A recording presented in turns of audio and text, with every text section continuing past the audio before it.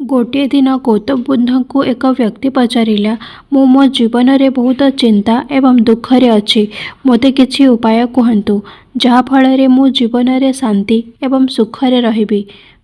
बुद्ध सही व्यक्तिर कथा को ध्यानर सहित शुणिले एवं टिके हसिकी कहले तुमर दुखर कारण तुमर इच्छा अटे।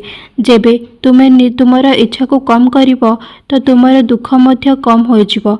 यह शुणी सही व्यक्ति असमंजस्य पड़गला एवं कहला किंतु मु मोर इच्छा गुड़ी को केमिति कम करिवि।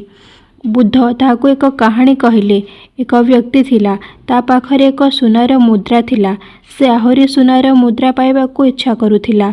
जेबे ताको द्वितीय मुद्रा मिलला से तृतीय मुद्रा पाइबार इच्छा रखिला। एही प्रकार इच्छा बढ़ी चलिला एवं से संतुष्ट होई पारिला नहीं।